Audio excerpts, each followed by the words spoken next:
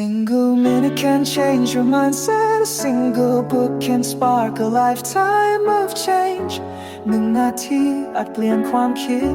และ1 เล่มอาจเปลี่ยนทั้งชีวิตของคุณนี่คือในนาที Podcast แนะนำหนังสือดีๆเพื่อให้คุณเก่งขึ้นวันละนิดมาเปิดโลกความคิดเปิดรับความรู้ใหม่ไปด้วยกันสวัสดีครับยินดีต้อนรับสู่การเจาะลึกเรื่องราวจากหนังสือ Into the Magic Shop นะครับเป็นผลงานของนายแพทย์เจมส์ R. Doty ครับท่านเป็นศัลยแพทย์ระบบประสาทสวัสดีค่ะเล่มนี้พิเศษตรงที่เป็นเรื่องราวชีวิตของคุณหมอเองเลยนะคะใช่ครับพาเราย้อนไปดูชีวิตวัยเด็กที่ค่อนข้างลำบากนะครับก่อนจะเจอจุดเปลี่ยนครั้งใหญ่จากผู้หญิงชื่อรูธในร้านขายของมายากลใช่ไหมคะใช่ครับรูธคนนี้แหละครับที่สอนบทเรียนสำคัญให้คือหนังสือเล่มนี้เนี่ยมีคนชมเยอะนะครับพวกบุคคลมีชื่อเสียงก็ชมค่ะเขาบอกว่าสร้างแรงบันดาลใจมากๆเลยเห็นถึงพลังของความเมตตาแล้วก็การเอาชนะอุปสรรคต่างๆครับวันนี้เราเลยจะมาคุยกันว่าแนวคิดหลักๆในเล่มคืออะไรแล้วมีอะไรที่เราแบบว่าเอามาปรับใช้ในชีวิตเราได้บ้างค่ะเราจะเน้นไปที่บทเรียนสำคัญนะคะ โดยเฉพาะเรื่องพลังของจิตใจแล้วก็ความเมตตาที่ดูเหมือนง่ายๆนะคะแต่กลับเปลี่ยนแปลงชีวิตผู้เขียนไปได้อย่างไม่น่าเชื่อเลยค่ะครับในเรื่องเล่าว่าคุณรูธสอนสิ่งที่เรียกว่ามายากลที่แท้จริงให้กับเด็กชายจิมก็คือคุณหมอตอนเด็กๆนะครับไม่ใช่มายากลแบบเสกของหายตัวอะไรแบบนั้นใช่ไหมคะไม่ใช่เลยครับไม่ใช่แบบนั้นเลยแต่เป็นเคล็ดลับฝึกจิตใจ3อย่างอืมซึ่งกลายเป็นรากฐานสำคัญให้เขาก้าวผ่านความยากลำบากในชีวิตมาได้เลยอย่างแรกเลยนะครับคือการผ่อนคลายร่างกายหรือ relaxing the body เหมือนเป็นการตั้งหลักก่อนให้รับมือกับความเครียดตรงหน้าได้ประมาณนั้นหรือเปล่าคะใช่ครับใช่ครับตั้งหลักก่อนเลยต่อมาคืออันที่2การฝึกจิตใจให้สงบหรือ taming the mind อันนี้คือจัดการกับความวุ่นๆในหัวเราใช่ไหมคะที่มันชอบดังไม่หยุดถูกต้องครับในหนังสือเล่าว่าเขาถึงกับมีเหมือนมนต์ส่วนตัวง่ายๆไว้ท่องเลยนะครับเวลาความคิดมันฟุ้งมากๆก็ท่องเพื่อหยุดมันน่าสนใจค่ะแล้วก็อันสุดท้ายอันที่3ซึ่งรูทบอกว่าสำคัญมากคือการเปิดหัวใจหรือ opening the heart เปิดหัวใจครับคือการฝึกความเมตตาแล้วก็ความรักที่เอ่อไม่มีเงื่อนไขอืมฟังดูเป็นเคล็ดลับที่มหัศจรรย์นะคะมาจากร้านขายของมายากลแต่จริงๆแล้วมันมีเอ่อหลักการทางวิทยาศาสตร์อยู่เบื้องหลังด้วยใช่ไหมคะมีด้วยเหรอครับมีค่ะแนวคิดเรื่อง neuroplasticity หรือความยืดหยุ่นของสมองนะคะคือมันบอกว่าสมองของเราเนี่ยเปลี่ยนแปลงได้ตลอดชีวิตเลยนะคะผ่านประสบการณ์การเรียนรู้หรือการฝึกฝนที่เราตั้งใจทำอ๋อหมายความว่าการฝึกผ่อนคลายหรือฝึกให้ใจสงบที่รูทสอนเนี่ย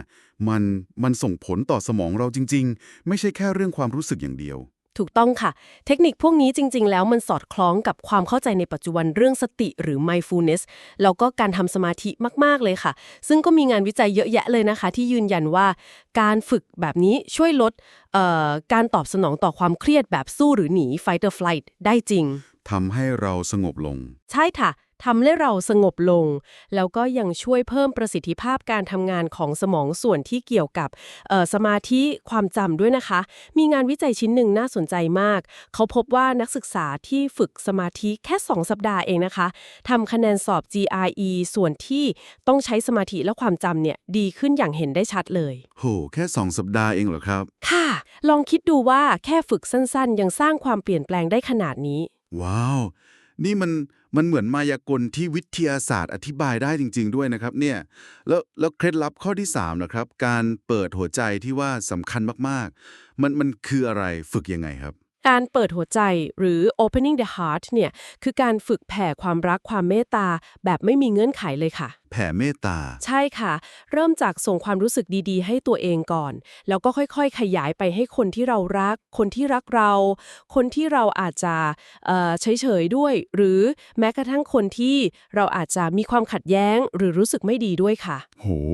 ฟังดู ท้าทายเหมือนกันนะครับ โดยเฉพาะกับคนที่เราไม่ชอบเนี่ย ใช่ค่ะท้าทายมาก แต่นี่คือจุดเปลี่ยนสำคัญที่ผู้เขียนค้นพบเลยนะคะ เขาเล่าว่าหลังจากที่เคยแบบว่า ไล่ตามความสำเร็จชื่อเสียเงินทอง ไปจนถึงจุดสูงสุดของทางโลกแล้วเนี่ยแล้วก็สูญเสียมันไปค่ะ ครับ เขาถึงได้ตระหนักว่าไอ้ความสำเร็จภายนอกพวกนั้นน่ะมันเทียบไม่ได้เลยกับพลัง แล้วก็ความสุขที่ได้จากการฝึกฝนจิตใจ แล้วก็การเปิดหัวใจให้กว้างขึ้นจริง อืม ๆ ซึ่งความเข้าใจนี้นะคะ มันนำไปสู่การก่อตั้ง CCAR ที่มหาวิทยาลัยสแตนฟอร์ด CCAR ค่ะ เป็นศูนย์วิจัยและให้การศึกษาด้านความเมตตา และความเห็นแก่ประโยชน์ส่วนรวม คือไม่ใช่แค่โครงการทางวิชาการนะคะ แต่มันมาจากประสบการณ์ตรงจากการเปลี่ยนแปลงภายในของผู้เขียนจริง ๆ เลย เหมือนกับว่าพอเขาค้นพบพลังในใจตัวเองแล้วเนี่ยมันสำคัญกว่าทรัพย์สินเงินทองทั้งหมดที่เคยมีซะอีกนะครับ ใช่เลยค่ะ แล้วจากจุดนี้เองก็เลยนำมาสู่แนวคิดที่เรียกว่า Alphabet of the Heart Alphabet of the Heart อักขระของหัวใจ ค่ะ เป็นตัวย่อ C ถึง L แทนคุณสมบัติต่างๆ ที่เราควรบ่มเพาะไว้ในใจ อย่างเช่น C ก็ compassion ความเมตตา D dignity ความเคารพในศักดิ์ศรี E empathy ความเห็นอกเห็นใจ F forgiveness การให้อภัย ไปเรื่อยๆ จนถึง L love ความรักนะคะ มี G gratitude ความกตัญญู H humility ความถ่อมตน I integrity ความซื่อสัตย์ J justice ความยุติธรรม K kindness ความกรุณาด้วยใช่ไหมครับ ใช่ค่ะ ครบเลย C ถึง L ฟังดูเหมือนเช็คลิสต์คุณธรรมประจำใจเลยนะครับเนี่ย มองแบบนั้นก็ได้ค่ะ หรือจะมองเป็นว่าเหมือนเครื่องมือช่วยตั้งเป้าหมายในการฝึกฝนตัวเองในแต่ละวันก็ได้ ผู้เขียนเล่าถึงตอนไปเรียนแพทย์ที่ทูเลนนะคะ ว่าการพยายามฝึกฝนคุณสมบัติเหล่านี้มันช่วยให้เขารับมือกับความกดดัน หรือสถานการณ์ยากๆต่างๆ ได้ยังไงบ้าง อ๋อ ครับ มันแสดงให้เห็นเลยค่ะว่า การเปลี่ยนแปลงที่เริ่มจากข้างในใจเราเนี่ยมันเปลี่ยนมุมมองที่เรามีต่อโลก ต่อคนรอบข้างได้จริงๆค่ะ ฟังดูน่าสนใจมากเลยครับ แต่แน่นอนว่าที่เราคุยกันวันนี้ก็เป็นแค่ส่วนหนึ่งของเรื่องราวทั้งหมดใช่ไหมครับ ใช่ค่ะ แค่ส่วนเล็กๆเอง ในหนังสือ Into the Magic Shop จริงๆ แล้วรายละเอียดยังมีอีกเยอะมาก ทั้งช่วงที่ชีวิตยากลำบากสุดๆ อย่างตอนยากจนมากๆ ปัญหาครอบครัว